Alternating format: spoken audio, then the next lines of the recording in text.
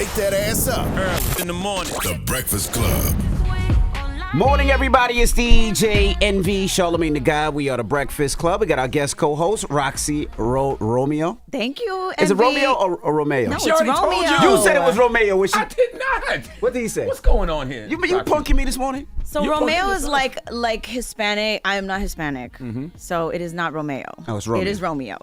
You all alone in here. You the only Hispanic in here. I'm not Hispanic. I'm fully Oh black. no, Red's Puerto Rican. Red is Puerto Rican, but I'm fully black, you ass. All right, well, let's get right into front page news. Good morning, Teslin Figaro. Yo, you really want to roll your R's today? He really wants to roll his R's. For no reason. Man. What's up, Tez? Nothing much. Good morning, DJ Envy. Good morning, Roxy Beautiful. Good and morning. Charlamagne the God. Peace, Taz. All right, well, let's jump right into DeSantis. What's happening with DeSantis? Yeah, you'll see this this morning on a lot of the national shows. Yesterday, Florida Governor Ron DeSantis suspended State Attorney Monique Worrell of Central Florida effective immediately. Now, she was a state attorney for the Ninth Judicial Circuit. She appeared in a news conference yesterday to speak out on the governor's decision to suspend her. Let's take a listen. We'll talk about it on the other side. If we're mourning anything this morning, it is the loss of democracy. Under this tyranny, elected officials can be removed simply for political purposes and by a whim of the governor. And no matter how you feel about me, you should not be okay with that. And that's not the first time, right? It's like the second. Mm-hmm. You're absolutely right. It is the second time, actually. He removed a prosecutor, Andrew Warren, about a year ago because he did not agree with him signing a pledge to not ban abortions after 15 weeks. And so I'm glad you asked that, Charlamagne, because I was just looking that up. And he's tried to challenge that and hasn't gotten anywhere with that challenge as well. So she mentioned, Ms. Worrell said that she's been duly elected, and you can't just come in and be a dictator and say, hey, we just, we want to do, we don't like the way you move. The whole point of having an elected official is that you beat them at the polls. And just as a point of clarity, she says that she disagrees with his decision. Crime has been down since she's taken her position, and she's promised everything she said she would do. Did he say why he wanted to remove her? Yeah, he did. He said that he wanted to remove her because she avoided issuing mandatory minimum sentences for gun crimes and drug trafficking offenses, that she did not follow patterns and practices allowing juvenile defenders to avoid incarceration. She issued a lot of those diversion programs, the one that Hunter Biden is under, by the way. So she issued a lot of those, so that people don't go to jail and they can actually have a chance to correct themselves. But that, as we know, that's a conservative, liberal policy that a lot of conservatives don't agree with. But again, she disagrees with that. And I just want to put out a side note.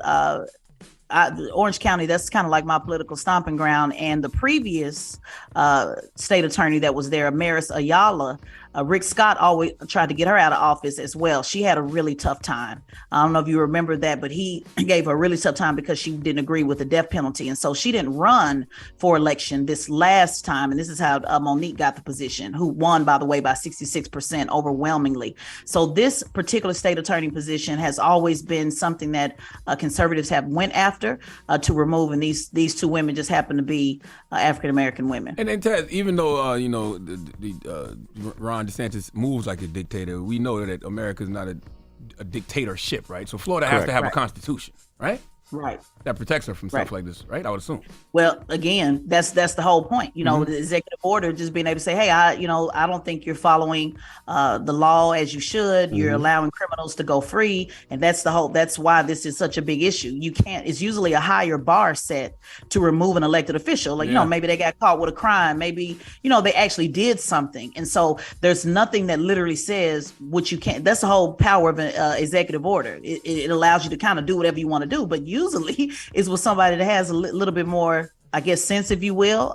They said, just to be honest with you, Charlamagne, that this is all about him trying to pump some more life into his campaign, because his campaign is doing terrible right now. As we know, he did another staff shakeup this week. And this is just a way to say, hey, conservatives or Trumpers or whoever else, I'm willing to be the dictator that I need to be, if I were to be president. Yeah, but Ron DeSantis is trying to change the law himself. Like, I cannot stand him. I wish Monique, when she did the press conference yesterday, she would have had at least 3 people just in there holding folding chairs. Just don't stand just by. holding them, you know what I mean? Just holding them. Yeah. And when somebody say, "Why y'all holding those?" It's like, "Oh, nothing," and then they just put them down and sit on them. That's all. You know, they make them with beams on them now. They got beams on the folding chairs now. Really? Yeah, so for accuracy. Ooh, I like that. All right. Well, that is front page news. Get it off your chest. 800-585-1051. If you need to vent, phone lines are wide open again. 800-585-1051. Tez, we'll see you in a couple of minutes. It's the Breakfast Club. Good morning. Wake that ass up. In the morning. The Breakfast Club. Morning, everybody. It's DJ NV, Charlamagne the Guy. We are the Breakfast Club. We got our special guest host, Arce Romeo, with us, of course, from Philly's Power 99. And let's get back into some front page news. Now, we got to discuss this senator that fell at her home, right?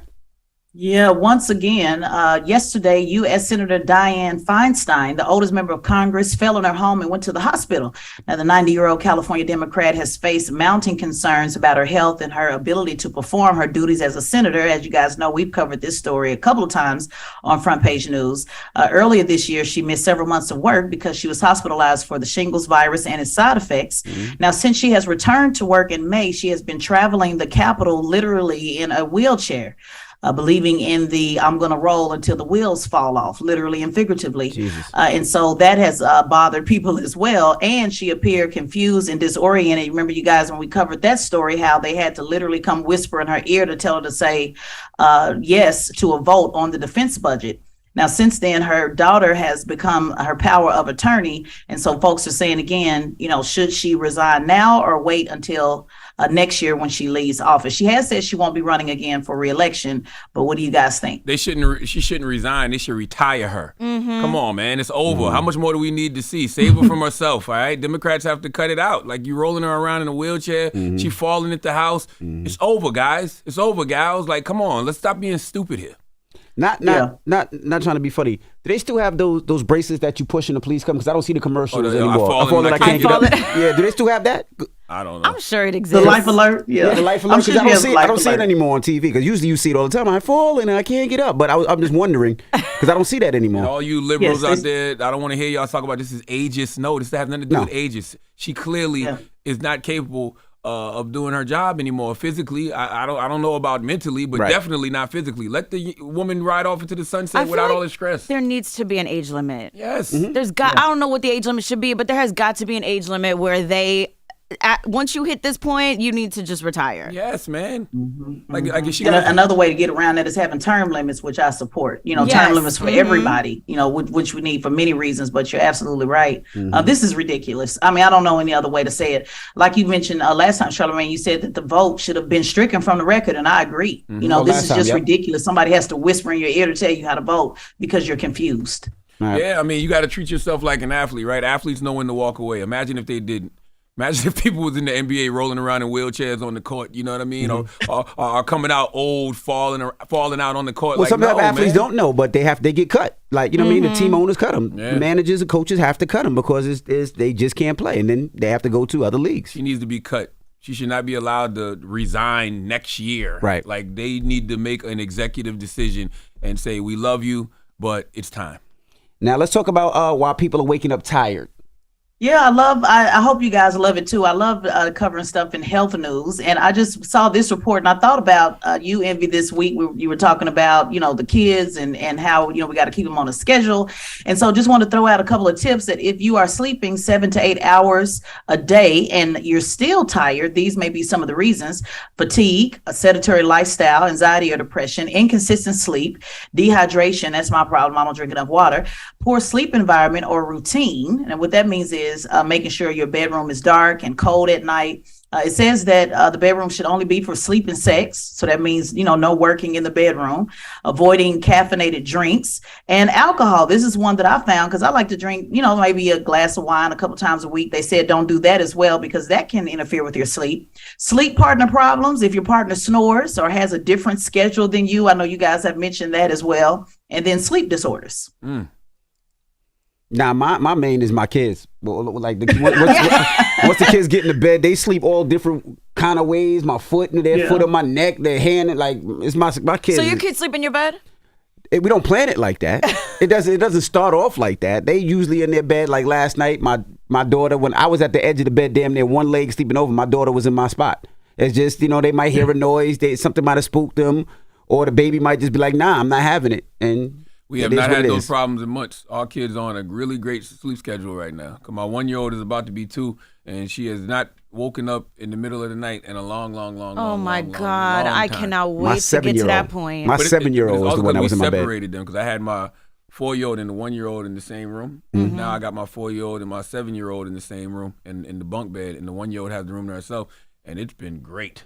Oh my God, my 8-month-old 2 times a night, 3 times a night. Now mine usually 8 months though. You got a ways to go before you get on the sleep schedule. You said she's 1, right? Yeah, but she about to be 2. Oh, she's supposed to be 2. Okay, yeah. Yeah. And my 16-year-old's on a great sleep schedule, so I'm waiting at that point. All right. Well, that is Front Page News. Thank you, Teslin.